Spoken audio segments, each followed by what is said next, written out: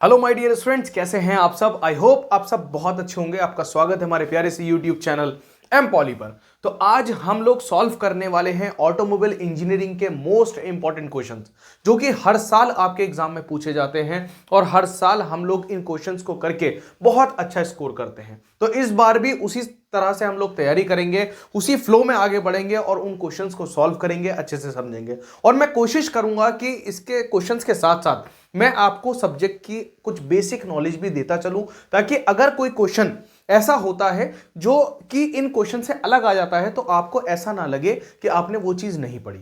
अब देखो, automobile engineering आपके जो सब्जेक्ट है, लगभग आपको 6 महीने सब्जेक्ट को पढ़ते हुए हो गए ना। अब एक चीज बताओ कि जो एक वर्ड है ऑटोमोबाइल, ये जो वर्ड है ऑटोमोबाइल, सब बच्चों ने पढ़ा होगा। ऑटोमोबाइल, इस वर्ड का मतलब क्या है? क्या मतलब है इसका? जल्दी बताओ, जल्दी से बताओ, ऑटोमोबाइल का क्या मतलब है? अगर नहीं पता ना, तो ऑटोमोबाइल को अगर हम गाड़ी से रिलेट करते हैं तो उसके हालात कुछ ऐसे हो रहे होंगे। यार, मैं 6 महीने इनके साथ रहा, इन्हें अभी तक यह भी नहीं मालूम कि ऑटोमोबाइल क्या है। बता बेटा जल्दी, ऑटोमोबाइल किसे बोलते हैं? देखो, ऑटोमोबाइल बोलते हैं सेल्फ प्रोपेल्ड डिजाइन्ड व्हीकल को, यानी कि उस वाहन को जो अपने आप अपनी एनर्जी को, अपनी जो ऊर्जा है चलने के लिए, उसको पैदा कर रहा है किसी फ्यूल के थ्रू। पेट्रोल, डीजल, गैस या इलेक्ट्रिक, वो क्या है? हमारा ऑटोमोबाइल है। जैसे कार, ट्रक, बस, ये सब किसकी कैटेगरी में आते हैं? ऑटोमोबाइल की कैटेगरी में आते हैं। जो किस लिए काम आ रहा है? ट्रांसपोर्टेशन के काम आ रहा है। लोगों को, सामान को एक जगह से दूसरी जगह ले जाने के काम आ रहा है, उसको हम क्या बोलते हैं? ऑटोमोबाइल बोलते हैं। अब यहां पर एक दिमाग में हमारे क्वेश्चन आता है, एक क्वेश्चन दिमाग में यहां पे आता है कि जो बोट है, नाव, सबने देखी है, पानी में चलती है नाव, क्या नाव जो है वो ऑटोमोबाइल की कैटेगरी में आती है? किसको मालूम है? बताओ हां या ना, कमेंट करके बताओ अभी कि सर हां ये ऑटोमोबाइल की कैटेगरी में आती है, या सर नहीं ये ऑटोमोबाइल की कैटेगरी में नहीं आती। और जो लोग हां बोल रहे हैं वो बताएंगे क्यों आती है। तो बोट ऑटोमोबाइल की कैटेगरी में आती है या नहीं आती है, ये आप लोग कमेंट करके बताएंगे, ठीक है। अब देखो, ऑटोमोबाइल मैंने आपको बता दिया, सेल्फ प्रोपेल्ड व्हीकल, जो अपनी एनर्जी को खुद पैदा कर रहा है इंजन की मदद से या किसी मोटर की मदद से, और अपने आप को क्या है वो चल रहा है, चला रहा है, उसको हम क्या बोल देते हैं? ऑटोमोबाइल बोल देते हैं। आसान भाषा में इसका इस्तेमाल ट्रांसपोर्टेशन के लिए किया जाता है। इंसान को या सामान को एक जगह से दूसरी जगह ले जाने के लिए ऑटोमोबाइल का इस्तेमाल किया जाता है। क्लियर हुआ? सबको हो गया। अब देखो, ऑटोमोबाइल को अगर मैं एक गाड़ी से रिलेट करूं, हम लोग पूरी बात एक गाड़ी पे करेंगे और आपके जो क्वेश्चंस हैं ये मैं इस गाड़ी पे सॉल्व करा दूंगा। आप फिर उसको किसी भी चीज से रिलेट कर सकते हैं, ट्रक से करिए, बस से करिए, किसी भी चीज से करिए, ठीक है। अब देखो, कार सबने देखी है, सबने गाड़ी देखी होगी, बहुत देखते हैं, डेली देखते हैं, है ना, चलाते भी हैं। किस किस से चलाने आती है? कमेंट करके बताओ कि हाँ सर हमसे आती है, ठीक है। मेरे सभी mechanical engineers, automobile engineers, comment करके बताओ कि सर हमसे गाड़ी चलानी आती है। अब देखो, गाड़ी सबने देखी है। अब गाड़ी को अगर मैं थोड़ा सा खोल दूं तो गाड़ी इस तरह की दिखेगी। मैंने क्या किया, गाड़ी की लोअर बॉडी को और अपर बॉडी को अलग किया, गाड़ी का जो ऊपरी हिस्सा है उसको अलग किया, तो मुझे गाड़ी कुछ इस तरह से अंदर नजर आई। सीट रखी हुई है, पहिए लगे हुए हैं, शॉकर्स लगे हुए हैं, इस तरह से गाड़ी मुझे नजर आ रही। मैं इसी गाड़ी को थोड़ा और खोलता हूं तो ये ऐसे नजर आई। इंजन वगैरह नजर आने लग गया इसमें, है ना, नजर आ रहा है ना, इंजन नजर आने लग गया। अब मैंने क्या किया, इसको एक एक पार्ट को अलग कर दिया, एक एक पार्ट अलग कर दिया, तो मुझे गाड़ी कुछ इस तरीके की नजर आई। सारा तामझाम इसका अलग कर दिया, नजर आ रही है ना, सब कुछ अलग कर दिया। अब यहां से मुझे एक चीज पता चलती है कि जैसे देखो, यहां पर गाड़ी का एक इंजन रखा हुआ है, इंजन पूरा एक पार्ट है गाड़ी का, लेकिन इंजन के भी सब पार्ट्स हैं, इंजन के अंदर भी पार्ट्स हैं। तो ऐसे ही जो एक गाड़ी बनती है वो 15 से 17 हजार पार्ट को मिलाकर के बनती है। एक गाड़ी के अंदर कितने पार्ट होते हैं? 15 से 17 हजार पार्ट एक गाड़ी के अंदर लगे होते हैं, तब जाकर के गाड़ी बनती है, क्योंकि इंजन के अंदर भी तो पार्ट्स हैं और इंजन खुद एक गाड़ी का पार्ट है। क्लियर? अब यहां से हमें एक चीज तो पता चल गई, समझ में आ रहा है ना, समझ में आ रहा है सबको? समझ में आ रहा है तो जल्दी से कमेंट करके बताओ कि हाँ सर इतनी चीज तो हमें क्लियर हो गई कि ऑटोमोबाइल क्या है, गाड़ी कैसे बन रही है, गाड़ी को डिसमेंटल करके हम लोग देखते जा रहे हैं धीरे धीरे। क्लियर? आगे देखते हैं।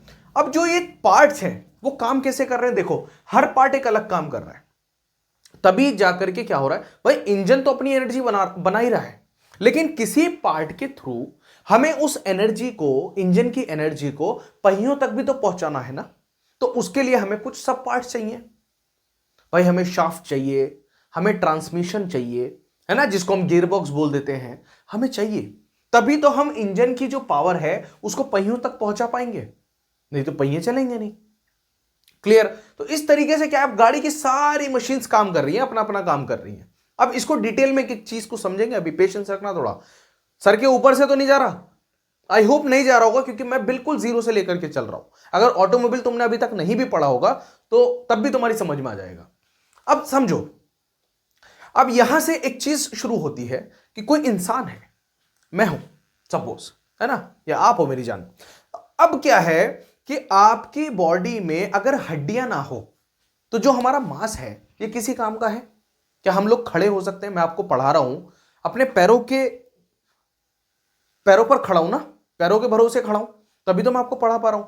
लेकिन पैरों में क्या है, हड्डी लगी हुई है, बोन्स लगी हुई है, तो एक बॉडी का स्ट्रक्चर बना हुआ है। अगर ये स्ट्रक्चर ना हो, हड्डियां ना हो, तो आदमी कुछ नहीं कर सकता। मैं ये इस मार्कर को भी नहीं पकड़ पाऊंगा अगर मेरी उंगली में हड्डी ना हो। समझ रहे? अब समझो, अगर गाड़ी के अंदर हड्डी ना हो तो हम कोई भी पार्ट गाड़ी से अटैच नहीं कर पाएंगे। हमें क्या करना पड़ेगा, गाड़ी का चेसी बनाना पड़ेगा। तो गाड़ी का जो स्ट्रक्चर है, गाड़ी का जो ढांचा है, उसको हम क्या बोल देते हैं, चेसी बोलते हैं। सबसे पहले जो गाड़ी का निचला हिस्सा है वो क्या है, चेसी है। अब चेसी के ऊपर सारे जो हैं वो पार्ट्स लगे होते हैं। देखो आगे रेडिएटर लगा हुआ है, फिर इंजन लगा हुआ है, क्लच लगा हुआ है, गियर बॉक्स लगा हुआ है, फिर स्टीयरिंग सिस्टम लगा हुआ है, उसके बाद नीचे साइड मेंबर्स हैं, कुछ कुछ हॉरिजॉन्टल मेंबर लगे हुए हैं, पॉपुलर शाफ्ट लगी हुई है, रियर एक्सेल लगा हुआ है, ठीक है, गाड़ी का petrol tank, most important petrol tank लगा हुआ है। लेकिन ये सब चीजें किस पर फिट है, ये सब चीजें गाड़ी की चेसी पर फिट है। जैसे इंसान है, इंसान का जो चेसी है उस पर क्या है, इंसान का हार्ट, दिल लगा हुआ है, लंग्स लगे हुए हैं, है ना, सारी किडनी वगैरह सब किस पे लगी हुई है, सब इंसान की हड्डियों पर लगी हुई है। अगर हड्डियां ना हो तो इंसान बेकार है ना। अब वही चीज देखो, तो चेसी जो है वो रियल में ऐसी होती है देखने में। गाड़ी की जो शुरुआत होती है वो चेसी से होती है। सबसे पहले क्या बनती है, चेसी बनती है गाड़ी की। अगर चेसी ना हो तो आप किस पार्ट को कैसे जोड़ोगे, असेंबल कैसे करोगे सब एक जगह, वो पॉसिबल ही नहीं है बिना चेसी के। तो चेसी सबसे पहले गाड़ी की बनती है। क्लियर? जब चेसी रेडी हो जाती है तब हम सारे पार्ट एक एक जगह से उठा करके लाते हैं और चेसी असेंबल करते हैं, तब जाकर के हमारी एक गाड़ी रेडी होती है। तब आप शोरूम में जाते हैं, आपको लगता है हाँ बहुत अच्छी लग रही है, लेकिन वो गाड़ी अगर हम खोल दें तो वो ऐसी लगेगी। क्लियर हो रहा है? अब समझो, चेसी समझ में आ गया। अब यहीं से हमारा पहला क्वेश्चन निकल करके आता है और एग्जाम का one of the most important question निकल करके आता है। क्या है? Explain the function of various chassis components. विभिन्न चेसिस घटकों के कार्यों की व्याख्या करनी है हमें। तो चेसी पे कौन कौन से सिस्टम्स लगे हुए हैं भाई? चेसी पे फ्रेम लगता है। फ्रेम क्या है? ये ऊपरी हिस्सा गाड़ी का, ये फ्रेम है, फ्रेम। उसके बाद स्टीयरिंग सिस्टम, क्या आ गया, स्टीयरिंग सिस्टम। फिर ब्रेक सिस्टम, उसके बाद transmission system, fuel tank, suspension system, axle, engine mount, exhaust system, body mounts and supports. अभी एक एक करके इनको समझाता हूं आपको। फ्रेम क्या करता है? सपोर्ट देता है। तो ऊपरी सपोर्ट जितनी है गाड़ी की, वो सब क्या है, एक फ्रेम की कैटेगरी में आती है। गाड़ी में डैशबोर्ड लगेगा, किसमें लगेगा, फ्रेम के अंदर। सीट्स लगेंगी फ्रेम के अंदर। केबिन जो बनता है वो फ्रेम में बनता है। दूसरा, स्टीयरिंग सिस्टम। स्टीयरिंग सिस्टम का इस्तेमाल गाड़ी की दिशा बदलने के लिए किया जाता है। अगर आपकी गाड़ी सीधी चल रही है, आपका मन है कि मैं इसकी जो दिशा है वो दाहिनी तरफ कर दूं, तो आप स्टीयरिंग को दाहिनी तरफ घुमाएंगे। आपका मन है कि मैं इसकी दिशा बाईं तरफ कर दूं तो आप स्टीयरिंग को बाईं तरफ घुमाएंगे। अगर स्टीयरिंग सिस्टम ना हो तो आप गाड़ी की दिशा को नहीं बदल सकते। क्लियर? तो स्टीयरिंग सिस्टम का इस्तेमाल गाड़ी की दिशा बदलने के लिए किया जाता है। ब्रेक सिस्टम, ब्रेक सिस्टम का इस्तेमाल गाड़ी की गति को धीमा करने के लिए या फिर पूरी तरीके से रोक देने के लिए किया जाता है।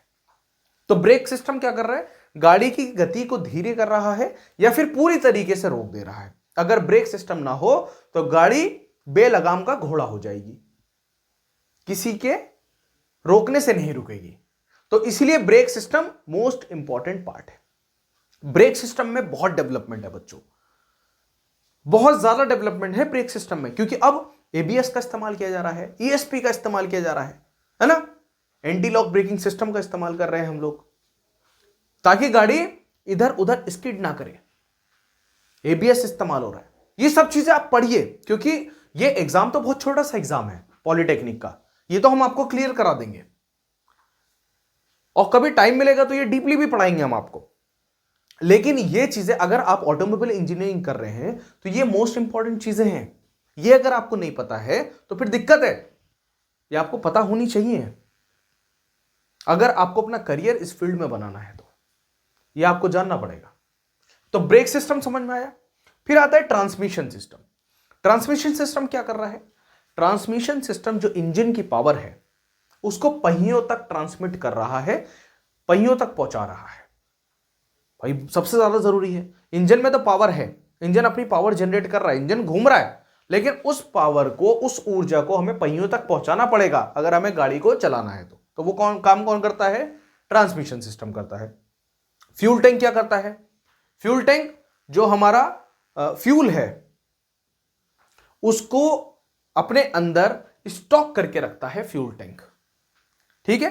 तो जो हमारा ईंधन है गाड़ी का, चाहे वो पेट्रोल हो चाहे वो डीजल हो, उसको क्या करता है? अपने अंदर स्टॉक करके रखता है। उसका क्या काम, वो क्या नाम है उसका? फ्यूल टैंक उसका नाम है।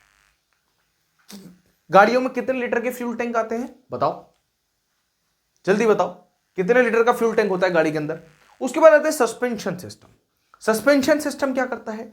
सस्पेंशन सिस्टम हमें रोड पर हो गए गड्ढों से बचाता है। रोड पर आप जा रहे हैं, गड्ढों में सड़कें हैं, आपको ये चीज मालूम है, तो भाई हमें तो चलना है ना, तो झटके ना लगे उसके लिए क्या है? हमने गाड़ी में सस्पेंशन सिस्टम लगा दिया, शॉकर्स लगा दिए, ताकि जो उसमें सवारी है, गाड़ी के अंदर जो सवारी कर रही है, उनको झटके ना लगे। और आपको अगर सस्पेंशन सिस्टम में फर्क देखना है तो काम करना, बड़ा बढ़िया एग्जांपल है। आप किसी गाड़ी में बैठ के सेम सड़क पे जाइए जिसमें खूब बहुत सारे झटके हैं, आपको कम झटके लगेंगे। और ये जो ई रिक्शा चलती है ना, इसमें बैठ जाइए आप और उसी रोड पर जाइएगा, ये आपकी जो किडनी है ना, ये यहां जाएंगी। इतना अच्छा सस्पेंशन सिस्टम है ई रिक्शा में लगा हुआ, पूरा हिल जाता है आदमी है। ऐसा सस्पेंशन सिस्टम जो है वो ई रिक्शा के अंदर लगाया गया है, क्योंकि कमानी है ना उसमें शॉकर्स नहीं है, पीछे क्या है? कमानी है, और कमानी में बहुत जोर से झटका लगता है। ठीक है? ये सब चीजें कभी डिटेल में पढ़ाऊंगा, अभी इतना ही समझो, एग्जाम बड़े अच्छे से क्लियर आपका हो जाएगा। एक्सेल क्या करता है? पहियों को जोड़ करके रखता है आपस में। इंजन माउंट्स क्या करते हैं? इंजन माउंट्स को हम इंजन माउंटिंग्स भी बोलते हैं। क्या बोलते हैं? माउंटिंग्स भी बोलते हैं। माउंटिंग्स का क्या इस्तेमाल होता है? माउंटिंग्स का इस्तेमाल होता है चेसी पर इंजन को बांध करके रखना, ताकि जो इंजन की वाइब्रेशन है वो गाड़ी पर ना आए, इंजन बहुत ज्यादा वाइब्रेट ना करे। जो पुरानी गाड़ियां होती थी, जब हम उनको स्टार्ट करते थे तो पूरा इंजन हिलता था और पूरी गाड़ी हिलती थी, डीआई इंजन जो आते थे। लेकिन अब की जो गाड़ियां हैं, स्टार्ट हो जाती है, पता भी नहीं चलता कि ये गाड़ी स्टार्ट है। तो ये सब किसका कमाल है? इंजन माउंटिंग्स का कमाल है। बेसिकली ऐसा कुछ नहीं है कि बहुत बड़ी चीजें हैं। इंजन माउंटिंग्स रबर के बुश होते हैं, ठीक है, जो कि क्या करती हैं? टाइट कर दिए जाते हैं इंजन से और चेसी से। तो रबर क्या है? बेसिकली सॉफ्ट होती है। तो जब इंजन थोड़ा बहुत वाइब्रेट करता है तो वो बॉडी तक उस चीज की, वो जो वाइब्रेशन है उसको जाने नहीं देती, और गाड़ी बड़ी स्मूथली स्टार्ट हो जाती है। जो अंदर बैठा हुआ इंसान है उसको पता भी नहीं चलता कि गाड़ी स्टार्ट हो गई। उसको किसी भी तरह का ये महसूस नहीं होता कि इंजन बहुत ज्यादा हिल रहा है। अगर गाड़ी के आप अब एक चीज आपको समझ में आ गई, अगर किसी गाड़ी का इंजन बहुत ज्यादा हिल रहा हो तो अब तुम लोग समझ जाओगे कि इसकी क्या है, माउंटिंग्स खराब हो गई है। इसकी इंजन माउंटिंग अगर हम बदलवा दें तो इंजन का वाइब्रेशन कम हो जाएगा।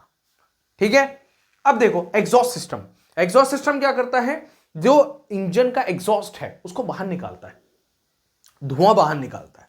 इसमें बहुत ज्यादा डेवलपमेंट है अभी एग्जॉस्ट सिस्टम में। इसमें डीपीएफ का इस्तेमाल किया जा रहा है, जो डीजल पार्टिकुलेट फिल्टर्स हैं उनका इस्तेमाल एग्जॉस्ट सिस्टम में किया जा रहा है। क्यों? एमिशन को कंट्रोल करने के लिए, पॉल्यूशन प्रदूषण को कम करने के लिए एग्जॉस्ट सिस्टम में बहुत ज्यादा डेवलपमेंट है। जैसे आपने एक चीज देखा होगा कि अब की गाड़ियों में डीएफ डलता है, डीएफ डल रहा है अब की गाड़ियों में जो है, जिसको हम बोल देते हैं डीजल एग्जॉस्ट फ्लूइड। आज लोगों की लैंग्वेज में अगर बात करें तो बोलते हैं एडब्लू, कि गाड़ी में एडब्लू डाल दो। तो डीएफ का जो काम है वो यही काम है। ये क्या करता है, एमिशन को कंट्रोल करता है। क्लियर? जो नाइट्रोजन गैसेस हैं उनको ऑक्सीजन में कन्वर्ट करता है, कार्बन मोनोऑक्साइड को कार्बन डाइऑक्साइड में कन्वर्ट करता है। ये सब डीएफ के काम है। तो एग्जॉस्ट सिस्टम में बहुत डेवलपमेंट है। इंजन माउंट्स एंड सपोर्ट्स का क्या काम है? Engine mounts and supports basically क्या है, body mounts and supports body से माउंट करती हैं। क्या कि भाई आपने ट्रांसमिशन सिस्टम को जोड़ा हुआ है, ब्रेक सिस्टम को जोड़ा हुआ है, स्टीयरिंग सिस्टम को जोड़ा हुआ है, ये सब सपोर्ट दी जाती हैं गाड़ी के अंदर, ताकि किसी भी तरह की वाइब्रेशन जो है वो केबिन तक ना आए। और केबिन क्या होता है, जहां पर हम लोग बैठते हैं गाड़ी के अंदर। ठीक है, चलिए आगे बढ़ते हैं दूसरे सवाल की तरफ। तो दूसरा सवाल हमारा है कि what are the classification of automobiles and the difference between electric and hybrid vehicles. बहुत ही जरूरी सवाल है ये भी। तो अब हमें यहां पे क्या करना है, वर्गीकरण करना है ऑटोमोबाइल का, और इलेक्ट्रिक व्हीकल और हाइब्रिड व्हीकल में क्या डिफरेंस है ये बताना है। तो ऑटोमोबाइल का वर्गीकरण और इलेक्ट्रिक और हाइब्रिड वाहनों के बीच अंतर क्या है ये हमें इसमें बताना है। सबसे पहले हमने जो वर्गीकरण करा वो इनके ईंधन के बेसिस पे करा, फ्यूल के बेसिस पे करा कि किस किस तरह के फ्यूल इस्तेमाल होते हैं। तो पहला पेट्रोल, नंबर 1 पे तो पेट्रोल ही आता है। सबसे ज्यादा क्या इस्तेमाल होता है गाड़ियों में, पेट्रोल इस्तेमाल होता है।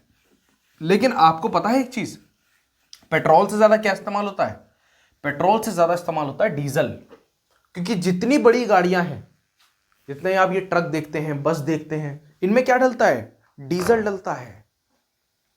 ठीक है, पहले तो जो ट्रेन के इंजन थे अभी बंद हो गए हैं, अभी इलेक्ट्रिक इंजन आ गए हैं, लेकिन उससे पहले कौन से इंजन इस्तेमाल हो रहे थे, डीजल इंजन से इस्तेमाल हो रहे थे।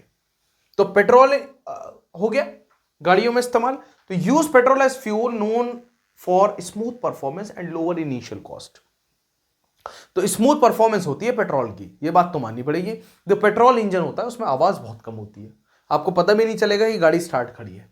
डीजल इंजन खड़ खड़ खड़ खड़ खड़ खड़ करता रहेगा, आपको पता लग जाएगा अच्छा डीजल इंजन है ना। जितनी बड़ी गाड़ियां हैं, 7 सीटर हैं, उनमें ज्यादातर गाड़ियों में अब तो पेट्रोल भी आ रही है, लेकिन डीजल इंजन बहुत ज्यादा है।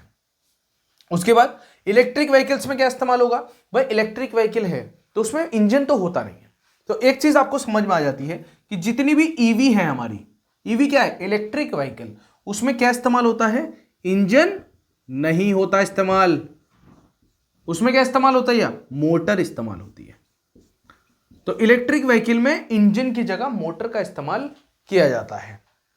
आगे देखते हैं हाइब्रिड व्हीकल्स क्या है, ये कंबाइन है। इसमें इंटरनल कंबशन इंजन भी होगा विद एन इलेक्ट्रिक मोटर, दोनों का कॉम्बिनेशन करके एक गाड़ी बनाई जाती है जिसको हम हाइब्रिड व्हीकल बोल देते हैं। ठीक है, कभी डिटेल में पढ़ाऊंगा आपको ये मैं। उसके बाद सीएनजी और एलपीजी।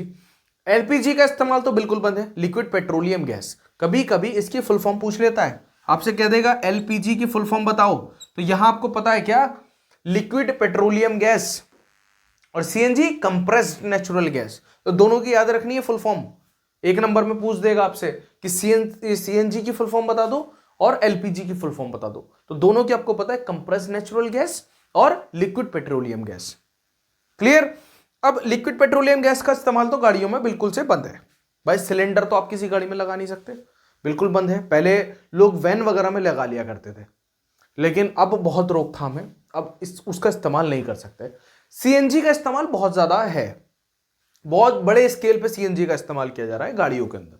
जितनी कमर्शियल व्हीकल्स हैं ये तो ज्यादातर सीएनजी का इस्तेमाल कर रहे हैं। और आप मेट्रो सिटीज में जाएंगे, दिल्ली है, आपका जितनी बड़ी बड़ी सिटीज है, वहां पे क्या है इस्तेमाल, सब सीएनजी का इस्तेमाल हो रहा है। क्योंकि सीएनजी पे क्या है, गाड़ी एवरेज ज्यादा देती है, सीएनजी सस्ती है, तो पैसा भी बच रहा है और एवरेज भी निकाल रही है, तो दोनों काम हो रहे हैं। क्लियर। अब देखते हैं आगे ट्रांसमिशन पे अगर हम बात करें, ट्रांसमिशन के बेसिस पे अगर इनका वर्गीकरण करें तो देखो, एक होता है मैनुअल ट्रांसमिशन, एक होता है ऑटोमेटिक ट्रांसमिशन। ठीक है, दो ये मेन है, मैनुअल और ऑटोमेटिक। मैनुअल ट्रांसमिशन क्या होता है, ऐसे समझो कि मैनुअल ट्रांसमिशन जैसे आप आम गाड़ियां देखते हैं, जिसमें आप क्या करते हैं, गाड़ी को स्टार्ट किया, क्लच दबाया, गियर डाला, क्लच छोड़ा, एक्सीलेटर दिया, गाड़ी चल रही है, ये हो गया मैनुअल ट्रांसमिशन। ऑटोमेटिक ट्रांसमिशन क्या है, गाड़ी स्टार्ट की, ड्राइव मोड पे लगाई और एक्सीलेट कर रहे हैं, उसमें दो ही पैडल होते हैं। कभी देखना जो मैनुअल गाड़ी होगी उसके आपके पैरों में चेक करना, उसमें 3 पैडल होंगे, लेकिन जो ऑटोमेटिक गाड़ी होगी उसके अंदर 2 पैडल होंगे, एक एक्सीलेटर का पैडल होगा और एक ब्रेक पैडल होगा, तीसरा पैडल ही नहीं होगा। तो कभी ऐसा मत होना, कभी घूम जाओ गाड़ी में बैठने के बाद, आए इसमें तो क्लच ही नहीं है, तो वो ऑटोमेटिक गाड़ी है। आपको ड्राइव मोड पे लगाना है, ब्रेक को छोड़ देना है, रिलीज कर देना है और धीरे धीरे एक्सीलेट करना है, तो वो गाड़ी क्या है, चलनी शुरू हो जाती है। उस तरह के जो ट्रांसमिशन उसमें इस्तेमाल किया जा रहा है, जिसमें गियर खुद पड़ रहे हैं, तो वो कौन सा ट्रांसमिशन है, ऑटोमेटिक ट्रांसमिशन है। ऑटोमेटिक का मतलब ही क्या होता है, खुद से होना। तो ऑटोमेटिक ट्रांसमिशन क्या कर रहा है, गियर खुद से डाल रहा है, आपको उस गाड़ी में गियर नहीं डालने पड़ते, आपने बस ड्राइव मोड पे लगाई और बस एक्सीलेट करते रहो। जैसे अगर मैं बात करूं स्कूटी, हम लोग स्कूटी चलाते हैं सब लोग, तो क्या स्कूटी में गियर डालते हो, नहीं डालते, हम क्या करते हैं, बस एक्सीलेट करते हैं। तो जैसे जैसे एक्सीलेट करते रहते हैं स्कूटी की स्पीड बढ़ती रहती है। लेकिन बाइक क्या है, बाइक मैनुअल ट्रांसमिशन है, पहले क्लच दबाओ, फिर गियर डालो, फिर क्लच छोड़ो, फिर एक्सीलेट करो, बाइक चलती है। तो स्कूटी क्या है, ऑटोमेटिक ट्रांसमिशन है, उसमें सीवीटी लगी होती है, और इसमें क्या है, मैनुअल ट्रांसमिशन है, सीवीटी और आगे बढ़ाऊंगा अभी। आगे देखो, बेस्ड ऑन पर्पस। अब पर्पस के लिए क्या है, एक होता है पैसेंजर व्हीकल, पैसेंजर व्हीकल जिसमें इंसान चलते हैं, जैसे बस, कार, ये सब क्या है, पैसेंजर व्हीकल है। कमर्शियल व्हीकल्स क्या है, जैसे ट्रक, वैन्स, जो क्या लेके आती है, कोरियर्स लेके आते हैं, बड़े सामान लेकर के जाते हैं, वो सब क्या है, कमर्शियल व्हीकल्स की कैटेगरी में आते हैं। Built for transporting goods. उसके बाद स्पेशल पर्पस व्हीकल्स क्या है, स्पेशल पर्पस जैसे एम्बुलेंस, फायर ट्रक्स, आग बुझानी है तो उसके लिए अलग गाड़ियां हैं, एम्बुलेंस के लिए अलग गाड़ियां हैं, है ना, पुलिस की अलग गाड़ी है। तो ये सब क्या कहलाती है, स्पेशल पर्पस व्हीकल्स कहलाते हैं। ये किसकी कैटेगरी में आते हैं, स्पेशल पर्पस व्हीकल्स की कैटेगरी में आते हैं। आगे देखते हैं based on drive system. Drive system की अगर हम बात करें तो एक हो गया फ्रंट व्हील ड्राइव, दूसरा हो गया रियर व्हील ड्राइव। तो फ्रंट व्हील ड्राइव क्या है, जो आपने गाड़ी के जो पावर है वो आगे वाले पहियों में अगर है, मतलब आप एक्सीलेट कर रहे हैं, आगे का पहिया घूम रहा है, तो फ्रंट व्हील ड्राइव है। अगर रियर व्हील ड्राइव का मतलब क्या है, कि हम लोग एक्सीलेट कर रहे हैं, पीछे का पहिया घूम रहा है, तो जो इंजन से जो पावर मिल रही है वो पीछे वाले पहियों को मिल रही है। चलते चारों ही हैं, आपको ऐसे नहीं पता चलेगा, लेकिन जब आप एक्सीलेट करेंगे, ज्यादा एक्सीलेट करेंगे, तो पीछे के पहिए ज्यादा तेजी से घूमेंगे, तो आपको पता लग जाएगा कि अच्छा ये गाड़ी जो है वो रियल व्हील ड्राइव है। दूसरा, आप डिफरेंशियल देख सकते हैं, डिफरेंशियल से पता चलता है ना। उसके लिए गाड़ी के नीचे जाना पड़ेगा, और चलती हुई गाड़ी के नीचे मत चले जाना, है ना, रोक करके देख लेना, किसी वर्कशॉप में जाके देखना, पूछना, वहां तुम्हें कोई बताएगा। उसके बाद आती है आपकी ऑल व्हील ड्राइव या फिर 4 व्हील ड्राइव, जिसको हम बोलते हैं 4x4। 4x4 का बड़ा क्रेज है ना आजकल थार का, कि भाई लूंगा तो 4x4 ही लूंगा। 4x4 का इस्तेमाल आप नॉर्मली नहीं करते। आप अगर 4x4 को रोड पे ड्राइव करेंगे तो गाड़ी बेकार हो जाएगी, आवाज इतनी करेगी, हीट हो जाएगा इंजन, क्योंकि चारों पहियों को पावर मिल रही है एक साथ। तो 4 व्हील ड्राइव जो है वो ओकेजनली इस्तेमाल की जाती है, गाड़ी कहीं फंस गई, खेत में फंस गई, नदी में उतार दी गाड़ी, है ना, ऐसी तो हरकतें करते हैं 4x4 वाले, है ना, गाड़ी फंस गई तो निकालने के लिए इस्तेमाल होता है 4 व्हील ड्राइव का। या फिर जो 4 व्हील ड्राइव है उसका इस्तेमाल ऑफ रोडिंग में किया जाता है। जैसे आप कहीं पहाड़ों पर ले जा रहे हैं, वहां पर बड़े बड़े गड्ढे हैं और आपको वहां पे जो है ऑफ रोडिंग करने का शौक है, तो वहां पर 4x4 का इस्तेमाल होता है। वहां पर किसका इस्तेमाल होता है? 4 व्हील ड्राइव का इस्तेमाल होता है। मजा आ रहा है ऑटोमोबाइल इंजीनियरिंग पढ़ने में। ऑटोमोबाइल इंजीनियरिंग यही है यार, हमारी रियल लाइफ ही है। जो चीजें हम इधर उधर देख रहे हैं ये सब 4 व्हील ड्राइव, सॉरी ऑटोमोबाइल है ना, गाड़ियां देख रहे हैं सब ऑटोमोबाइल इंजीनियरिंग है। आपको बस क्या करना है, थोड़ा सा उसके अंदर घुसना है, आपका क्लियर हो जाएगा। अब देखते हैं बॉडी स्टाइल पे। तो सेडान आती है, हैचबैक आती है, एसयूवीज आती है। सेडान जो क्या होती है, 3 हिस्सों में बनी होती है, इंजन, पैसेंजर, कार्गो। हैचबैक कौन सी गाड़ियां होती हैं? जिनमें क्या होता है, पीछे डिग्गी होती है, वो हैचबैक गाड़ियां होती हैं। ठीक है। एसयूवीज स्पोर्ट यूटिलिटी व्हीकल्स होते हैं, बेसिकली जो ऑफ रोड वगैरह के लिए इस्तेमाल किए जाते हैं, कन्वर्टेबल कार्स वगैरह, ये सब आपके एसयूवीज की कैटेगरी में आती है। आगे देखते हैं। अब इलेक्ट्रिक और हाइब्रिड व्हीकल्स में क्या डिफरेंस है वो समझिए। देखिए, जो पावर सोर्स है, सबसे पहले उसको समझते हैं। इलेक्ट्रिक व्हीकल में जो पावर सोर्स होगी वो किससे होगी? मोटर से होगी। किससे होगी? मोटर से होगी। तो ईवी जो इलेक्ट्रिक व्हीकल है उसमें जो पावर दी जा रही है वो किससे दी जा रही है? बैटरी से दी जा रही है। किससे दी जा रही है? बैटरी से दी जा रही है। तो इलेक्ट्रिक व्हीकल जितनी गाड़ियां होती हैं ये बैटरी वाली, क्या बोल देते हैं इनको? बैटरी वाली। इलेक्ट्रिक कार जा रही है, क्या है भाई? बैटरी वाली गाड़ी जा रही है। तो पावर उसको किससे मिल रही है? बैटरी से मिल रही है। बैटरी हम लोग चार्ज करते हैं, फिर हम गाड़ी चलाते हैं। तो कोई भी इलेक्ट्रिक व्हीकल होगा, चाहे वो बैटरी वाली स्कूटी क्यों ना हो, इलेक्ट्रिक स्कूटी, उसके अंदर क्या है? बैटरी लगी हुई है। ये जितनी ई रिक्शाएं हैं, तो ये कौन सी रिक्शा है? ई रिक्शा का क्या मतलब है? Electric rickshaw. तो इसमें क्या लगा हुआ है? सब में बैटरीज लगी हुई है, और उन बैटरीज की मदद से हम लोग बैटरी चार्ज कर रहे हैं और मोटर को चला रहे हैं। ठीक है। जो हाइब्रिड व्हीकल होगा ये कॉम्बिनेशन होगा इंजन का और इलेक्ट्रिक मोटर का। ठीक है। उसके बाद फ्यूल कौन सा इस्तेमाल होगा? भाई बैटरी इलेक्ट्रिक गाड़ी है तो उसमें पेट्रोल, डीजल, सीएनजी की तो जरूरत है नहीं, तो उसमें क्या चाहिए? करंट चाहिए, तो चार्ज करते हैं, तो उसमें फ्यूल की जरूरत नहीं होती। हाइब्रिड में फ्यूल का इस्तेमाल होता है और इलेक्ट्रिसिटी, दोनों चीजों का इस्तेमाल होता है। ठीक है। उसके बाद एनर्जी, तो हाईली एनर्जी एफिशिएंट होता है विद जीरो फ्यूल। अगर हम एनर्जी एफिशिएंसी की बात करें तो भाई एनर्जी एफिशिएंसी तो पूरी है, आपने जितनी चार्ज करी आप उतनी चला रहे हैं। ये more efficient then conventional vehicle but less efficient then EVs. तो जो हमारे कन्वेंशनल व्हीकल्स हैं उनसे तो एफिशिएंट है ये हाइब्रिड व्हीकल, लेकिन ईवी से कम है थोड़ा। एमिशन की अगर बात करें तो भाई धुआं तो निकलना नहीं, इलेक्ट्रिक व्हीकल है तो धुआं तो उसमें निकलता नहीं है, जब निकलता है तो किसी से रुकता नहीं है। ठीक है। तो इलेक्ट्रिक व्हीकल में धुआं नहीं निकलता।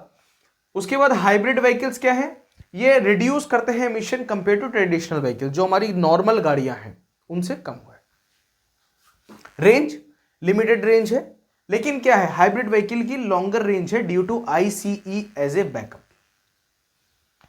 तो इसकी जो है आईसीई क्या है यहां पे? Internal combustion engine hybrid vehicle में लगा हुआ है, तो इसके लिए जो इसकी रेंज है वो ज्यादा है। बैकअप के लिए भाई इंजन है मेरे पास, मैं पेट्रोल डलवाऊंगा, डीजल डलवाऊंगा, कहीं भी जाऊंगा। लेकिन अगर जो हमारी इलेक्ट्रिक कार है अगर वो वीक हो गई तो फिर वो वीक हो गई, फिर तो आपको 4-5 घंटे कहीं रुकना पड़ेगा, उसको चार्ज करना पड़ेगा, उसके बाद ही वो चलेगी। ठीक है। चलो आगे बढ़ते हैं। चार्जिंग की अगर बात करें तो requires external charging eight charging stations और होम। तो देखो अभी इलेक्ट्रिक कार्स जितनी भी हैं, मैं आपको एक चीज क्लियर कर दूं कि अभी इनके चार्जिंग पॉइंट्स बहुत कम हैं। भले इलेक्ट्रिक कार्स बहुत आ गई हैं, लेकिन बहुत सारी ऐसी जगहें हैं जहां पर अभी हम हैं, यहां पर चार्जिंग पॉइंट्स नहीं है। तो जो गाड़ी चार्ज भी होने के लिए आती हैं वो बहुत ज्यादा टाइम लेती हैं, 4 घंटे, 5 घंटे, 6 घंटे में चार्ज हो रही है।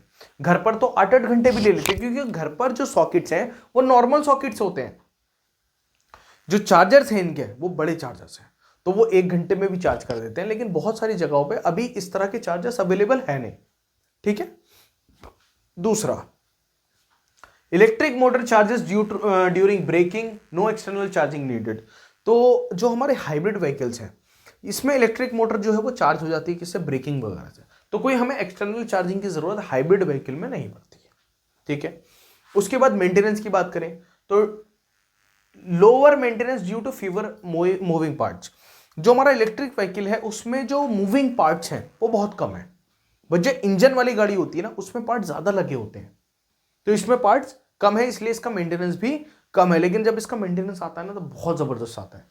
इसकी 10 साल की सपोज बैटरी लाइफ है, तो 10 लाख रुपए की बैटरी भी तो है, तो 10 साल के बाद जब आप बैटरी चेंज कराओगे तो आपको 10 लाख रुपए चाहिए, तब जाकर के उसकी बैटरी चेंज होगी। ठीक है, lithium ion batteries requires maintenance for both IC and electric motor. तो इसमें क्या है, कम जो है इंजन का भी मेंटेनेंस चाहिए हाइब्रिड में और मोटर का भी चाहिए, दोनों चाहिए।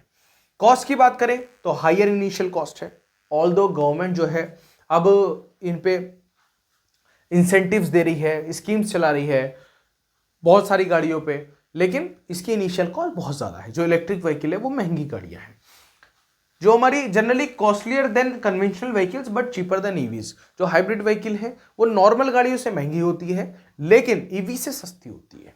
ठीक है, एग्जाम्पल टेस्ला, निसान, इसमें क्या है टोयोटा, होंडा आपका हाइब्रिड की कैटेगरी में आ जाता है। क्लियर हुआ? चलो थर्ड क्वेश्चन देखते हैं। अब क्या है, अब मैं आपको सिर्फ ऊपर ऊपर बताता चलूंगा और आपको समझना है, ये एक भी क्वेश्चन छोड़ करके मत जाना। 10 क्वेश्चन बता रहा हूं, 10 में से पता नहीं कितने क्वेश्चन आपको एग्जाम में मिलेंगे रखे हुए हैं, और कुछ नहीं पता सारे मिल जाए। हल्के में मत लेना बिल्कुल भी इन क्वेश्चंस को। ठीक है, हल्के में बिल्कुल नहीं लेना इन क्वेश्चंस को। अब क्या है, explain the working of transmission system. तो ट्रांसमिशन सिस्टम की वर्किंग को बताना है। ट्रांसमिशन सिस्टम क्या कर रहा है, ट्रांसमिट कर रहा है पावर को, इसको गियरबॉक्स भी बोल देते हैं। तो कंफ्यूज मत होना, अगर क्वेश्चन गियरबॉक्स के नाम से आ रहा है तब भी ट्रांसमिशन सिस्टम ही है, और ट्रांसमिशन सिस्टम के नाम से आ रहा है तब भी ट्रांसमिशन सिस्टम ही है। ठीक है, तो कंफ्यूज बिल्कुल मत होना। अब ट्रांसमिशन सिस्टम की जब वर्किंग की हम बात कर रहे हैं तो ट्रांसमिशन के कितने प्रकार के होते हैं, 2 प्रकार के। पहला मैनुअल, मैंने अभी बताया, दूसरा ऑटोमेटिक। मैनुअल ट्रांसमिशन जिसमें हमें गियर शिफ्ट करनी पड़ती है, ऑटोमेटिक ट्रांसमिशन जिसमें हमें गियर शिफ्टिंग नहीं करनी पड़ती, ऑटोमेटिकली शिफ्ट होते हैं। अब जब ट्रांसमिशन की हम बात कर रहे हैं तो इसकी वर्किंग क्या है, वर्किंग को इस तरीके से समझो कि ये क्या करता है, बेसिकली जो हमारे इंजन में जो ऊर्जा पैदा हो रही है, जो एनर्जी पैदा हो रही है, उसको पहियों तक डिलीवर करता है। तो जो हमारी इंजन एनर्जी है, इंजन में जो एनर्जी है उस एनर्जी को ट्रांसमिट करता है व्हील्स तक। ये किसका काम है, ट्रांसमिशन का काम है। पहला गियर, दूसरा गियर, तीसरा गियर, जितनी स्पीड से इंजन घूम रहा है हम लोग गियर शिफ्ट करते जा रहे हैं और पहियों तक पावर जाती जा रही है और गाड़ी की स्पीड बढ़ती जा रही है ना। तो ये सब क्या ट्रांसमिशन सिस्टम की कैटेगरी में आता है। इसको पूरा पढ़ के जाना, बुक में पढ़ के जाना, जैसा मैं बोल रहा हूं वो तो भी लिख सकते हो, लेकिन बुक की लैंग्वेज में पूरा पढ़ के जाना। इसको आपको सिर्फ वर्किंग समझा रहा हूं कि किस चीज का क्या काम है, क्योंकि अभी पूरा सिलेबस समझाना, वो पूरा सब्जेक्ट पढ़ा देना पॉसिबल नहीं है एक लेक्चर में, एग्जाम सर पे है। तो आपको पढ़ के जाना है इन क्वेश्चंस को कि ट्रांसमिशन सिस्टम की वर्किंग क्या है। ठीक है, आगे देखते हैं, power steering and hydraulic and electric. चलो देखते हैं, explain the working principle of power steering, hydraulic and electric. समझो क्या है, ये बोल रहा है पावर स्टीयरिंग, हाइड्रोलिक और इलेक्ट्रिक के कार्य सिद्धांत की व्याख्या करें। सबसे पहले ये समझो स्टीयरिंग क्या होता है, स्टीयरिंग सिस्टम क्या होता है। स्टीयरिंग सिस्टम गाड़ी की दिशा बदलने के लिए इस्तेमाल किया जाता है। अगर गाड़ी की दिशा बदलनी है तो आपको स्टीयरिंग सिस्टम की जरूरत पड़ेगी। ठीक है, स्टीयरिंग सिस्टम हर चीज में लगा होता है भाई, जहाज में भी लगा हुआ है, गाड़ी में भी लगा हुआ है, बस में भी लगा हुआ है, ट्रक में भी लगा हुआ है, किसी भी चीज में है, अगर उसकी दिशा बदलनी है तो आपको स्टीयरिंग सिस्टम की जरूरत पड़ेगी। दूसरी चीज, अब ये 2 तरह के होते हैं, पहला होता है हाइड्रोलिक और दूसरा होता है इलेक्ट्रिक। पहला कैसा होता है, हाइड्रोलिक, और दूसरा होता है इलेक्ट्रिक। आजकल की जो गाड़ियां हैं उनमें दोनों हैं, हाइड्रोलिक भी है और इलेक्ट्रिक भी है। लेकिन अब पता कैसे चलेगा, आपने देखा कि जो पहले स्टीयरिंग्स आते थे बहुत पहले, वो पावर स्टीयरिंग जब नहीं आया था तब की बात कर रहा हूं, तो वो गाड़ी कभी मिल जाए पुरानी, कोई 800 मिल जाए या ऑल्टो मिल जाए, तो उसमें तुम्हें मिलेगा देखने के लिए। तो उसमें अगर तुम्हें गाड़ी खड़े खड़े भी घुमानी ना तो पूरा तुम्हें जोर लगाना पड़ेगा, तब जाकर के गाड़ी घूमती थी।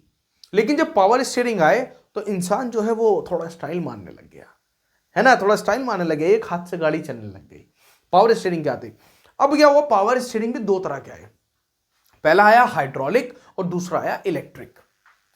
हाइड्रोलिक, अब लोगों को हाइड्रोलिक भी भारी लगने लग गया क्योंकि जो इलेक्ट्रिक स्टीयरिंग है उसको आप अपनी इस उंगली से घुमा सकते हो, वो इतना स्मूथ है। तो इलेक्ट्रिक स्टीयरिंग नाम से पता चल रहा है, electric power steering. Electric power steering में क्या इस्तेमाल किया जा रहा होगा, मोटर इस्तेमाल की जा रही होगी। और जो हमारा है हाइड्रोलिक स्टीयरिंग है, हाइड्रोलिक पावर स्टीयरिंग है, उसमें पंप का इस्तेमाल किया जाता है। किसका इस्तेमाल किया जाता है, पंप का इस्तेमाल किया जाता है, जिसको हम स्टीयरिंग पंप बोल देते हैं। तो दो तरह के स्टीयरिंग हो गए, यहां पे समझ में आ रहा है। ये सारी क्या है, इसमें पूरा सिस्टम लगा हुआ है, यहाँ फ्लूइड लाइंस लगी हुई हैं, या हाइड्रोलिक पिस्टन्स लगे हुए हैं, इधर रैक लगी हुई है गाड़ी की, ठीक है, यहाँ प्रेशर ट्यूब्स लगी हुई हैं, ये सब पूरा पावर स्टीयरिंग है। और देखो हाइड्रोलिक सिस्टम है तो यहाँ पे पंप भी लगा हुआ है एक, ठीक है। अब यहां देखो हाइड्रोलिक पावर स्टीयरिंग जिसको हम एचपीएस बोल देते हैं, और इलेक्ट्रिक पावर स्टीयरिंग जिसको हम ईपीएस बोल देते हैं। क्लियर हो रहा है। अब जो शक्ति का स्रोत की अगर हम बात करें तो इंजन द्वारा चलाया गया हाइड्रोलिक पंप से किसको पावर मिलती है, हाइड्रोलिक पावर स्टीयरिंग को पावर मिलती है। और जो हमारा ईपीएस है, जो हमारा इलेक्ट्रिक पावर स्टीयरिंग है, उसमें क्या है, मोटर। तो बैटरी द्वारा चलाया गया इलेक्ट्रिक मोटर उसे ऊर्जा देता है, ठीक है। तभी क्या होता है, हम थोड़ा सा फोर्स लगाते हैं, स्टीयरिंग अपने आप चलना शुरू हो जाता है, गाड़ी बड़ी स्मूथ चलती है इलेक्ट्रिक पावर स्टीयरिंग की। तभी तो क्या है, अभी क्या कर रही है कंपनीज, क्या करती हैं मैं बताऊं, स्ट्रेटेजी क्या है। स्ट्रेटेजी कुछ इस टाइप की, आप लोग ये चीजें समझिए क्योंकि आपको मार्केट में जाना है कल को। अब बड़े हो गए, बच्चे तो रह नहीं गए, है ना, तो मार्केट में जाओगे आगे, तो समझो कंपनी क्या करती है, कंपनी निकालती है कि भाई हमने 3 मॉडल निकाले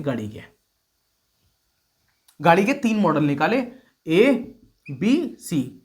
अब कंपनी क्या करेगी, इसकी कॉस्ट सबसे कम रखेगी, इसमें क्या दे देगी, हाइड्रोलिक पावर स्टीयरिंग दे देगी। उसके बाद क्या करेगी, इसमें कुछ फीचर बढ़ाएगी लेकिन हाइड्रोलिक पावर स्टीयरिंग ही दे देगी, थोड़े से पैसे बढ़ा देगी इसके।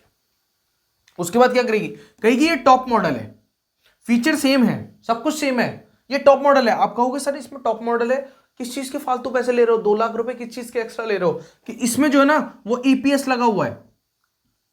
आप कहोगे सर अच्छा ईपीएस, हाँ फैसल सर ने पढ़ाया था ईपीएस। वो पूछेगा अच्छा क्या, बताना, कि इलेक्ट्रिक पावर स्टीयरिंग लगा हुआ है, इसके आप 2 लाख रुपए फालतू ले रहे हो हमसे, ताकि हमें मेहनत कम करनी पड़े। क्लियर हो रहा है, समझ में आ रही है। अब देखो क्षमता, पंप के निरंतर संचालन के कारण कम कुशल, इसमें आवश्यकता पड़ने पर ही संचालित अधिक कुशल। रख रखाव, भाई इसका मेंटेनेंस ज्यादा होगा, समय समय पर जांच करनी पड़ती है, पंप लीक हो जाता है, आवाज करने लग जाता है। आपने देखा है कभी कभी कि गाड़ी का आपने स्टीयरिंग घुमाया, गाड़ी आवाज कर रही है, चू चू चू चू चू चू चू चू, बहुत गाड़ी आवाज करती थी, तो वो स्टीयरिंग पंप की आवाज होती थी, है ना। और इसमें तो पंप की आवाज कोई है नहीं, तो न्यूनतम रख रखाव की आवश्यकता होती है। जटिलता, हाइड्रोलिक घटकों के कारण जटिल है, ये बिना हाइड्रोलिक प्रणाली के सरल है थोड़ा सा। उसके बाद स्टीयरिंग का अनुभव, भाई इसका क्या है, ये अधिक प्राकृतिक है और यांत्रिक अनुभव है। इसमें क्या है, ये स्थिति के अनुसार अनुकूलन सहायता प्रदान करता है, सहायता देता है। लागत, निर्माण में सस्ता है, ये थोड़ा सा महंगा है, लेकिन इंसान को पैसे की फिक्र नहीं है। अब इंसान को चाहिए कंफर्ट, रिलैक्स, इंसान अब सुकून ढूंढ रहा है। पैसा खर्च हो जाए कोई दिक्कत नहीं, भाई मैं ज्यादा मेहनत ना करनी पड़े मुझे, मैं गाड़ी से आराम से ड्राइव करके आऊं, तो उसे क्या चाहिए, इलेक्ट्रिक स्टीयरिंग चाहिए। अब परिवर्तनीय प्रभाव क्या है, पंप ऊर्जा हानि के कारण कम परिवहन अनुकूल है, अधिक ऊर्जा कुशल, परिवहन के लिए बेहतर है इलेक्ट्रिक मोटर। ठीक है, आगे देखते हैं। अब बात करते हैं ब्रेक सिस्टम की, मेन चीज है ब्रेक सिस्टम। चलो भाई शुरू हो जाओ। ब्रेक सिस्टम क्या है, 5वां सवाल है ये, और मोस्ट इंपॉर्टेंट सवाल है ऑटोमोबाइल इंजीनियरिंग का, ब्रेक सिस्टम। तो सबसे पहले ये पूछ रहा है कि what are the different types of brakes, describe in details the design and functioning of anyone. तो बता रहा है कि विभिन्न प्रकार के ब्रेक क्या है, किसी एक की रचना एवं कार्य प्रणाली का विस्तार से वर्णन करें। तो ब्रेक सिस्टम, चलो कितने टाइप के ब्रेक होते हैं बताओ जल्दी, सबने पढ़ा हुआ है ऑटोमोबाइल। ब्रेक सिस्टम कितने प्रकार के होते हैं बताओ। डिस्क ब्रेक और ड्रम ब्रेक्स होते हैं। यहां पे कौन सा ब्रेक बना हुआ है ये बताओ जल्दी। मेरे बताने से पहले कमेंट आ जानी चाहिए कि हां सर मुझे पता था।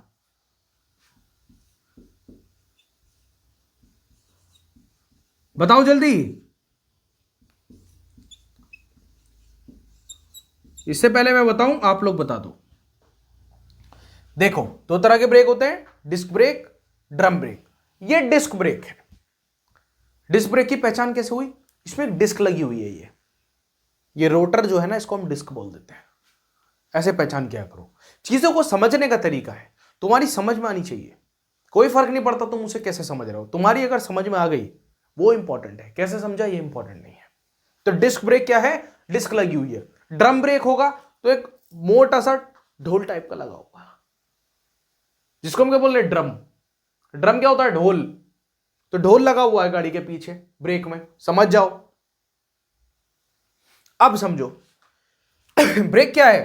ब्रेक सिस्टम का इस्तेमाल गाड़ी की गति को धीमा या फिर पूरी तरीके से रोकने के लिए किया जाता है। यह हमें मालूम है, ये तो सर हमें मालूम था। आपने जब लेक्चर शुरू किया था तो हमें बता दिया था आपने कि ब्रेक सिस्टम का इस्तेमाल गाड़ी की गति को धीमा करने के लिए या फिर पूरी तरीके से रोकने के लिए किया जाता है।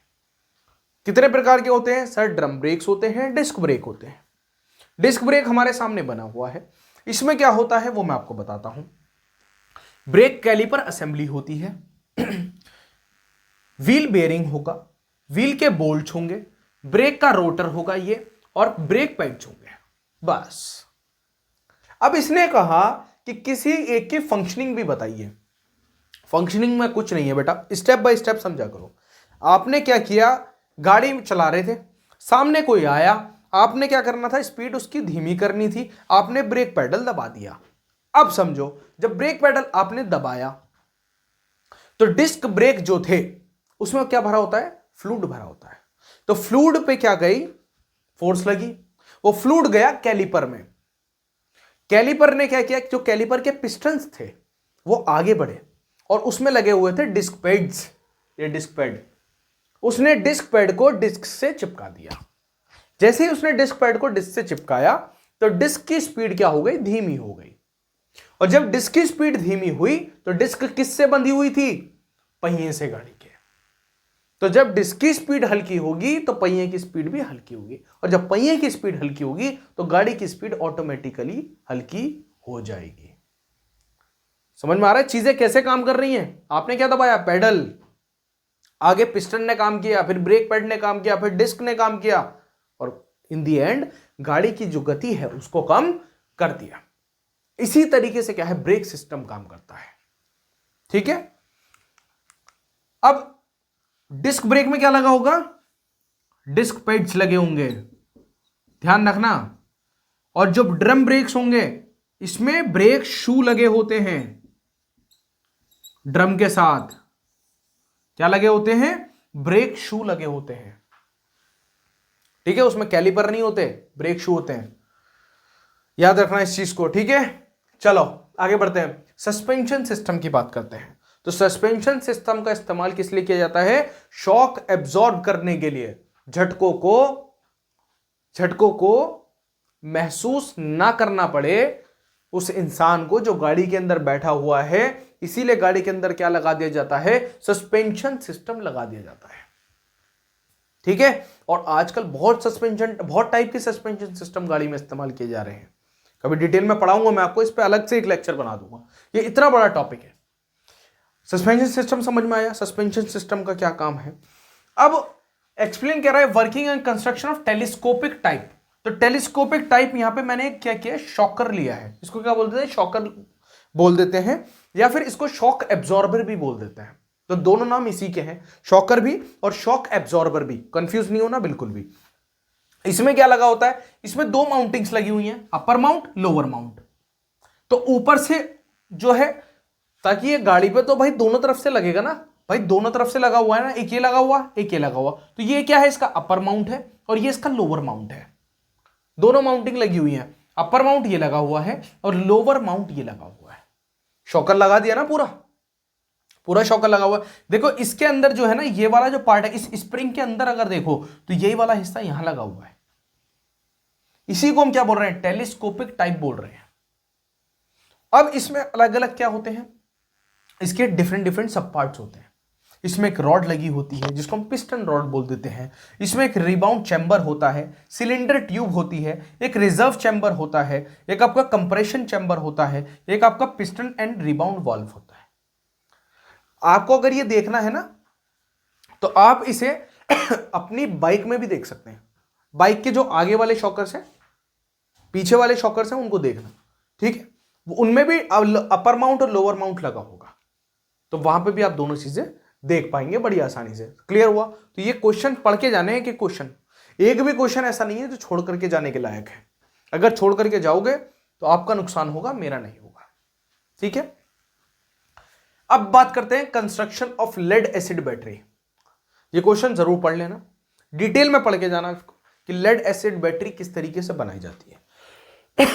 इसमें दो तरीके के टर्मिनल्स होते हैं, एक को हम पॉजिटिव टर्मिनल बोल देते हैं और एक को हम नेगेटिव टर्मिनल बोल देते हैं। जो पॉजिटिव टर्मिनल है उसको लाल कलर से डिनोट करते हैं और जो नेगेटिव टर्मिनल है उसको काले कलर से डिनोट करते हैं, और एक बैटरी तैयार करते हैं जिसको हम क्या बोल देते हैं, लेड एसिड बैटरी बोल देते हैं, जो कि हमारी ऑटोमोबाइल में इस्तेमाल की जाती है, ठीक है। इसका पूरा कंस्ट्रक्शन पढ़ के जाना, ठीक है। आगे देखते हैं wheel types and factors affecting tyre life. तो व्हील के टाइप क्या है, दूसरा फैक्टर्स कौन कौन से अफेक्ट करते हैं टायर की लाइफ पे। देखो सबसे पहले समझो व्हील टाइप। तो व्हील टाइप बहुत सारे हैं। सबसे पहले आप देखते थे जो पुरानी गाड़ियां आती थी, पुरानी गाड़ियां देखना, नेट पे सर्च करना ओल्ड कार्स, उनके पहिए देखना, उनमें स्पोक्स लगे होंगे, स्पोक्स लगे होंगे पहिए के अंदर। किस तरीके के स्पोक्स होंगे बताता हूं, अभी आपको याद आ जाएगा। पुरानी साइकिल देखिए, साइकिल, उनमें स्पोक्स होते थे, इस तरह का पहिया होता था ये, और इसमें स्पोक्स लगे होते थे। तो ये कौन से व्हील्स हो जाते थे, स्पोक व्हील्स हो जाते थे। अब क्या आ गया, अब आ गए अलॉय व्हील्स। अब किस तरह के व्हील्स आ गए गाड़ियों में, अलॉय व्हील्स आ गए। अब क्या है, अलॉय व्हील्स बाय डिजाइनिंग है। अब तो इस तरीके के व्हील्स आ गए, आ गए ना, देखे सबने, ये रंगोली बना दी मैंने। चलो समझ लेना बहरहाल कि अब क्या है, अलॉय व्हील्स का इस्तेमाल किया जा रहा है गाड़ियों में। क्या है, अलॉय व्हील्स आ रहे हैं। देखो जैसे इस गाड़ी में लगे हुए हैं ना, ये सब अलॉय व्हील्स हैं। मैंने कुछ ज्यादा ही डिजाइन बना दिया, कुछ ज्यादा ही खतरनाक डिजाइन है। तो ये अलॉय व्हील्स हैं जो आप सामने देख रहे हैं। लेकिन स्पोक व्हील्स में क्या आते थे, पहले स्पोक्स आया करते थे। ऐसे ही अब कह रहा है कि फैक्टर्स कौन कौन से इफेक्ट करते हैं टायर की लाइफ पे। भाई देखो टायर बहुत टाइप के होते हैं। पहले जो टायर थे वो ट्यूब टायर्स इस्तेमाल होते थे, जिनके अंदर ट्यूब लगी होती थी। लेकिन अब कौन से टायर इस्तेमाल हो रहे हैं, जो ट्यूबलेस टायर्स हैं, जिनके अंदर ट्यूब नहीं है, ट्यूब ही नहीं है अब टायर्स के अंदर। आ रही है ट्यूब, नहीं आ रही। और गाड़ियों में टीपीएमएस का इस्तेमाल किया जा रहा है। गाड़ियों में किसका इस्तेमाल किया जा रहा है, टीपीएमएस का इस्तेमाल किया जा रहा है। इसको हम क्या बोल देते हैं, टायर प्रेशर मॉनिटरिंग सिस्टम। हवा कम होती है तो गाड़ी के अंदर लाइट आ जाती है, एक गाड़ी के अंदर इस तरह की एक लाइट आती है, ये बताती है कि आपकी गाड़ी में जो है वो टायर प्रेशर या तो कम है या ज्यादा है। फिर हमें अंदर जाके देखना पड़ता है कि अच्छा टायर प्रेशर ज्यादा हो रहा है या कम हो रहा है, या पंचर है गाड़ी के अंदर। तो टीपीएमएस का यही काम है, ये क्या बताता है, टायर के प्रेशर को बताता है। तो अभी कौन से टायर्स इस्तेमाल हो रहे हैं, ट्यूबलेस टायर्स, बाइक में भी और गाड़ियों में भी। ऑटोमोबाइल की यहां पे बात चल रही है तो बाइक की बात नहीं करते हैं, गाड़ियों की बात करते हैं। ट्यूबलेस टायर्स का इस्तेमाल किया जा रहा है। तो टायर्स की लाइफ पे कौन कौन से फैक्टर्स इफेक्ट डालते हैं, भाई आपकी जो रिम है वो अच्छा होना चाहिए, आपकी जो प्रॉपर रोड्स पे आप गाड़ी को चलाएं, दूसरा ब्रेक का इस्तेमाल कम से कम करें, ऐसा नहीं कि आप लोग स्किड मार रहे हैं। और कौन कौन से फैक्टर्स हैं बताओ, और कौन कौन से फैक्टर्स हैं, और क्या क्या किस तरीके से हम टायर की लाइफ को बढ़ा सकते हैं। उसमें जो है हवा को जो है वो ना ज़्यादा रखा जाए ना कम रखा जाए, और क्या कर सकते हैं हम बताओ जल्दी, थोड़ा सा दिमाग लगाओ भाई, टायर आपको बचाना है तो और कैसे बचा सकते हो। ऐसे बहुत सारे चीजें हैं ना, ये पॉइंट्स आप खुद से भी लिख सकते हैं, लेकिन बुक एक बार जरूर पढ़ लेना, बुक जरूर पढ़ के जाना, ठीक है। चलो 9th आ जाता है types and uses of कैटेलिक converter. कैटेलिक converter की पूरी वर्किंग पढ़ के जाना, इसके टाइप्स पढ़ के जाना। कैटेलिक कन्वर्टर का इस्तेमाल गाड़ी के अंदर किस लिए किया जा रहा है? एमिशन को कंट्रोल करने के लिए किया जा रहा है। अब की गाड़ियां धुआं नहीं देती क्योंकि उनमें एडब्लू डलता है।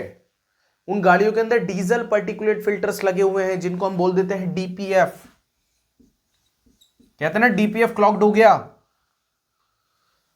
गाड़ी को रीजनरेशन चाहिए, डीजल पार्टिकुलेट फिल्टर चोक हो गया, ये तो सब कैटेलिक कन्वर्टर ही वहां पे काम कर रहा है बेटा। कैटेलिक कन्वर्टर क्या कर रहा है? जो हमारी हार्मफुल गैसेस हैं उनको कन्वर्ट कर देता है कार्बन डाइऑक्साइड में और ऑक्सीजन में, वाटर में।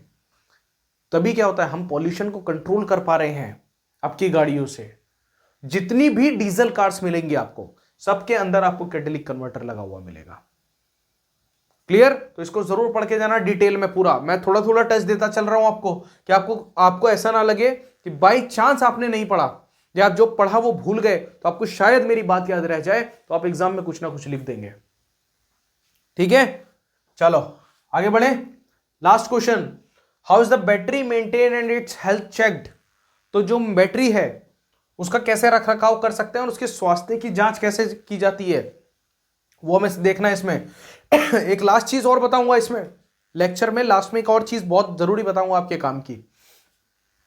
तो बैटरी का जो है सबसे पहले क्या है, बैटरी की क्लीनिंग टाइम पे हो, कार्बन ना हो टर्मिनल्स पे। टर्मिनल क्या होते हैं ये तो टर्मिनल टूटे फूटे नहीं होने चाहिए, ये सब टर्मिनल लगे हुए हैं दोनों, ठीक है। बैटरी के टर्मिनल टूटे फूटे ना हो, कार्बन ना जमा हो, बैटरी में जो पानी है वो टाइम पर पूरा किया जा रहा हो, पानी पूरा रहे, ठीक है। बैटरी को रिचार्ज टाइम पर किया जा रहा हो, यानी कि बैटरी की प्रॉपर चार्जिंग की जा रही हो। ऐसा ना हो बैटरी पूरी वीक हो गई, बेचारी की जान निकल गई, लेकिन जबरदस्ती उसमें सेल्फ लगाए जा रहे हैं, तो उसकी ग्रेविटी डाउन हो जाती है। तो टाइम टू टाइम बैटरी का रिचार्ज किया जाना चाहिए। यही सब चीजें क्या है, बैटरी की हेल्थ को मेंटेन करती है, ठीक है। तो इस लेक्चर में इतना ही। अब एक और चीज समझिए, सुनिए ध्यान से। देखिए जो क्वेश्चंस हमने आपको बताए हैं ये सब्जेक्ट के मोस्ट इंपॉर्टेंट क्वेश्चंस हैं। हो सकता है इसमें से 5 से 7 सवाल आपको आपके एग्जाम में रखे हुए एज इट इज मिल जाए। तो पहली चीज इसको पढ़ लीजिएगा। दूसरा, आपके सीएनसी, इंडस्ट्रियल, मशीन डिजाइन के नोट्स हमारी एप्लीकेशन पर अवेलेबल हैं, तो आप जाकर के वहां से अपने नोट्स डाउनलोड कर सकते हैं। अगर अभी तक नहीं किए हैं तो अपने नोट्स आप हमारी एप्लीकेशन पर जाकर के डाउनलोड कर सकते हैं। दोनों लैंग्वेज में आपको नोट्स मिल जाएंगे, इंग्लिश और हिंदी दोनों लैंग्वेज में है। अगर आप नए हैं चैनल को सब्सक्राइब कर लीजिए, लेक्चर को लाइक कर दीजिए, कमेंट कर दीजिए कि हाँ सर हमें मजा आया, बहुत बढ़िया लगा और क्वेश्चंस जो है वो समझ में आए, और आगे आपको किस सब्जेक्ट में जानना है, किस सब्जेक्ट के मोस्ट इंपॉर्टेंट हम बताएं, ये आप जरूर बताइएगा। और एक चीज, जिस भी सब्जेक्ट के सवाल मैं हर साल बताता हूं 90% पेपर उन्हीं सवालों में से आता है, तो हल्के में बिल्कुल मत लेना, पहली चीज। दूसरा, टेलीग्राम जरूर ज्वाइन कर लेना, वहां पे नोटिफिकेशंस मिलती रहेंगी, ठीक है। इसके अलावा कोई डाउट आता है तो प्लीज कमेंट करो, हमसे पूछो, एप्लीकेशन डाउनलोड कर लो, चैनल को सब्सक्राइब कर दो। मिलते हैं नेक्स्ट लेक्चर में, तब तक के लिए जय हिंद जय भारत।